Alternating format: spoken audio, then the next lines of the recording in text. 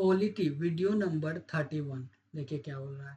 Which of the following most accurately describes the legal character of right to freedom of speech and expression under Article 19(1)(a of the Constitution of India?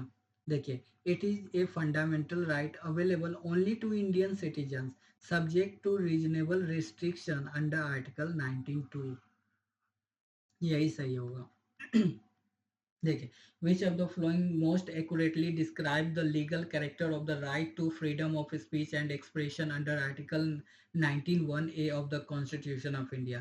देखिए, right to speech, right to freedom of speech and expression is fundamental right available only to Indian citizens subject to reasonable restrictions under the article 19(2)।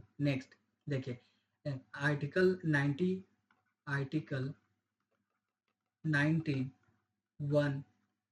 It is a fundamental right. It is a part of part 3. It is a part of part 3rd fundamental rights of the Constitution. Enforceable directly in Supreme Court Article 32 के द्वारा enforceable है। And fundamental rights जो है वो supreme court में article 32 के द्वारा enforceable है। एंड हाई कोर्ट्स में तो आर्टिकल 226 के द्वारा enforceable है। अवेलेबल ओनली टू सिटीजन्स, मतलब ये जो है right to freedom of speech only available है, fundamental rights to available only to citizens है। Article 19 rights are only for Indian citizens not foreigners. Okay, article 19 right जो है वो फंडामेंटल राइट है, पार्ट थर्ड में इंक्लूड है वो, और enforceable directly in Supreme Court article 32 and High Courts article 226। Available only to citizens, article 19 rights are only for only Indian citizens not foreigners. देखिए, Article 19(1) जो है फंडामेंटल राइट जो है ये है subject to reasonable restriction.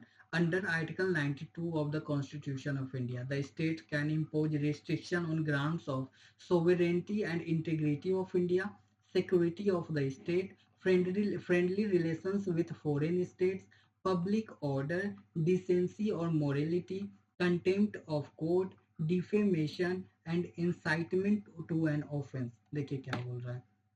Article 19(1) जो है it is a fundamental right available only to Indian citizen subject to reasonable restriction under article 19(2)।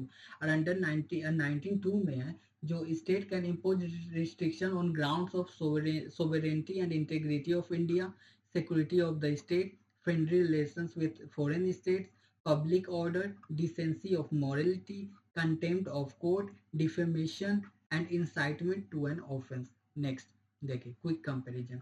Article 19(1)(a जो है वो है फंडामेंटल राइट है। नेचर क्या है, फंडामेंटल राइट्स है, available to only Indian citizens only. ये एक एब्सोल्यूट राइट है नहीं, ये एक एब्सोल्यूट राइट नहीं है। एब्सोल्यूट राइट मतलब कि किसी भी प्रकार का रिस्ट्रिक्शन उस पर ना हो, उसे एब्सोल्यूट राइट कहते हैं। आर्टिकल 19(1)(a जो है रिस्ट्रिक्टेड बाय आर्टिकल 19(2), जिसमें 8 ग्राउंड्स है उस पे ये रिस्ट्रिक्शन, उस ग्राउंड पे रिस्ट्रिक्शन लगाया गया है आर्टिकल 92 के द्वारा। नेक्स्ट, अब देखिए एब्सोल्यूट राइट मीन्स क्या होता है। A right that can not be restricted, limited और कंट्रोल अंडर एनी सर्कमस्टांसेज, उसे क्या कहते हैं, एब्सोल्यूट राइट कहते हैं। If a right is absolute, government cannot impose restrictions, no conditions apply, it operates fully in all situations. Simple example, if speech was absolute, a person could say anything, even hate speech or incite violence, and government could not act. But since it is not absolute, government can restrict such speech under Article 19(2). Thanks for watching, like and subscribe.